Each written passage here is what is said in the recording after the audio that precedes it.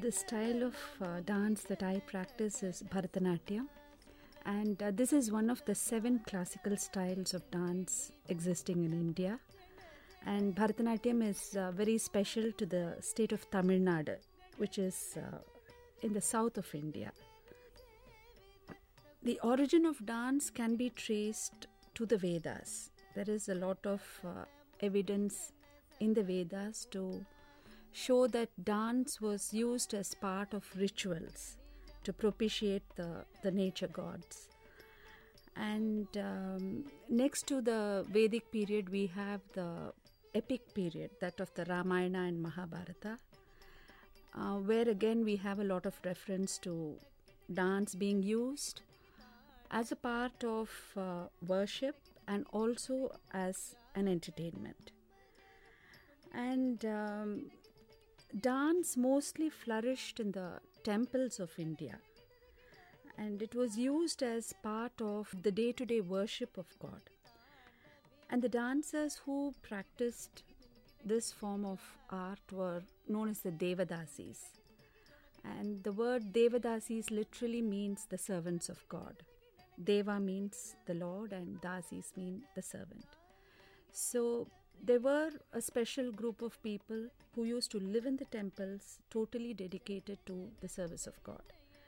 And these Devadasis were maintained by the kings, by the government. All their needs were looked after. And they enjoyed a very, very high social status because they were very well versed in art, literature, music, dance, in all subjects. They could converse on any subject, and they enjoyed a great deal of respect in society. And we also have instances where the queens and princesses left the palace to become a Devadasi because they felt it was a very, very respectable position.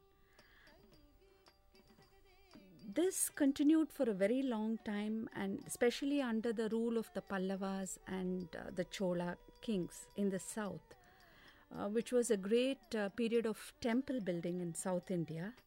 The art of dance really flourished in the temples. In fact, in one of the big temples in Tanjore, the Brihadishwara temple, there are stone inscriptions that say that there were almost as many as 400 dancers attached to the temple in the service of God.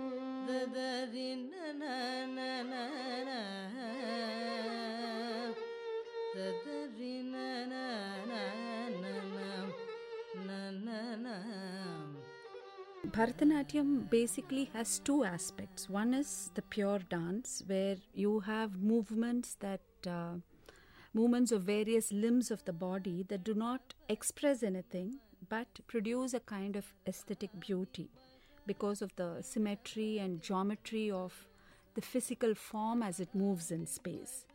And the second aspect, which I feel is very, very special to Indian dance, is what we call as nritya or abhinaya, which is expression of an idea, a mood, a sentiment, or a story.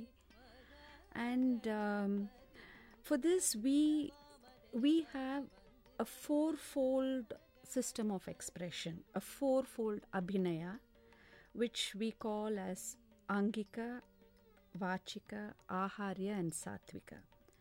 Angika abhinaya is basically the use of the different limbs to express something. And here we have a very well codified system of hand gestures.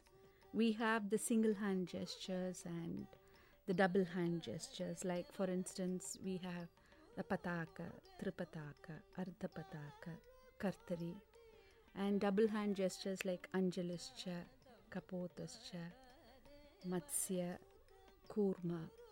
So we have a system of single hand gestures and double hand gestures, and each of these hand gestures can be used to depict different things.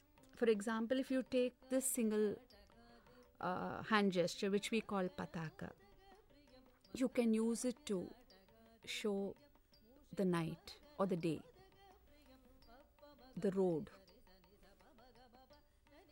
the ripples in a pond,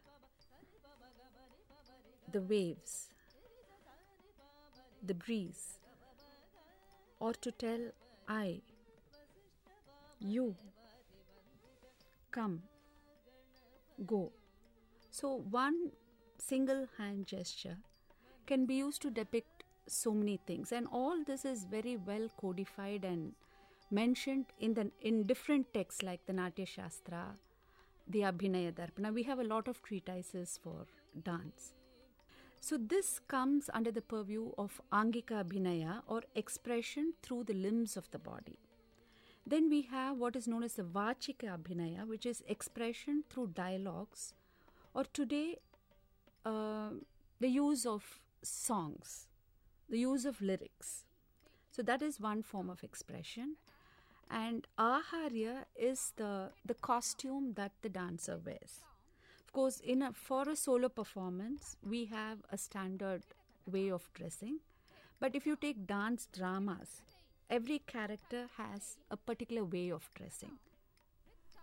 And what is most important and what I would say is most difficult is the satvika abhinaya, which is the use of facial expression to express the different emotions and the feelings in the song.